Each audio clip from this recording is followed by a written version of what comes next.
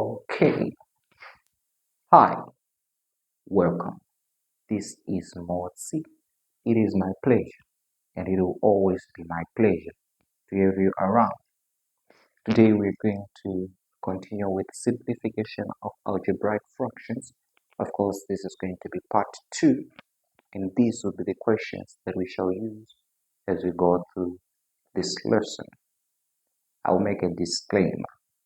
This is no level specific, whether you're new to algebra or maybe you just want a refresher, all of it should be accommodated. However, if there is something specific that you wish I address, please let me know in the comment section. I'll do my best to address just that. But if you want it right away, like urgently, please reach out on my Preply account. I do have a Preply account. I'll leave the link to my profile either in the description box or in the comment section so that we can connect. Otherwise, let's get started. X minus 5 over x squared minus 25 is the question.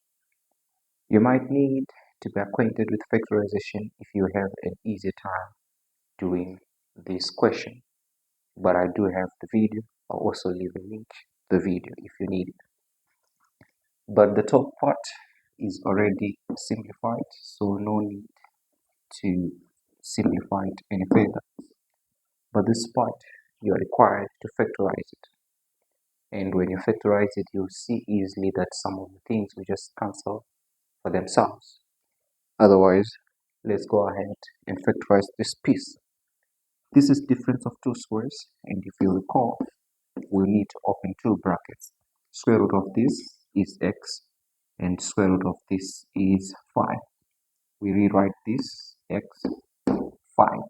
We put a plus and we put a minus, and this is how we do factorize an expression that looks like this. You should remember. And you observe that this and this can cancel out. This into this 1, this into this 1, of which 1 times this will just remain same. So at the end of the day, your final answer will be 1 over x plus 5. And that's how you'll be required to do a problem that looks like that. Just easy like that. If you are confident, you can give this one a try as well. But if not, relax. We'll go through the question together.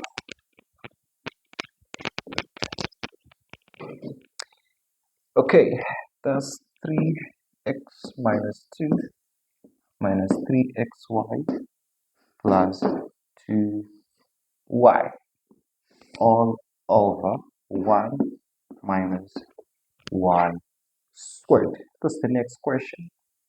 And the assignment is still the same. We are supposed to simplify that fraction. We're going to factorize the numerator and we'll factorize the denominator. Then we'll see what cancels and what remains. Okay. I'm going to group this and I'm going to group. That is, I factorize the numerator, and as I group, let me factorize. What's common here is 1, and I'll take 1 out. 1 into that, that's 3x, and 1 into that, that's negative 2. Negative is already there. Then what's common there is y, and y into that, that's going to be 3x, and negative 2y into that, that's negative 2. That's how I can go around grouping that part. And of course, I can still factorize the denominator. That's difference of two squares, so I'll open two brackets. Square root of this is 1. I write it here. Square root of that is y. I also write it there. I put a plus and I put a minus. I factorized the denominator. I'll go ahead and finish off the factorization of the numerator. This is common, so I'll take it out. That's going to be 3x minus 2 outside, and this 1 remains, and this and that negative y remains. Of course, this is all over 1 plus y and 1 minus y. And as you can observe, this and this cancels. and this is what is going to remain. So at the end of the day, our answer will be 3x minus 2 over 1 plus y. I hope this also makes sense to you. If you also feel confident that you can give this one a try, go ahead, pause the video, give it a try so that you can compare your solutions to mine. Otherwise, let's go ahead and finish it off.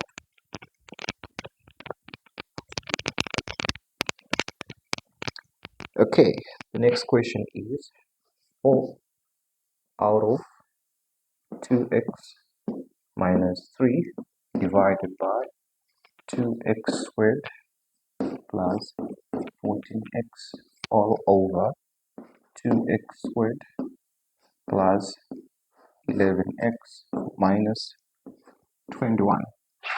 And this is the question, and we'll go ahead just to respect the principles of division of fractions. So I'll write this one as is 4 out of 2x minus 3. I'll change this division into multiplication, then I'll invert this, our next fraction.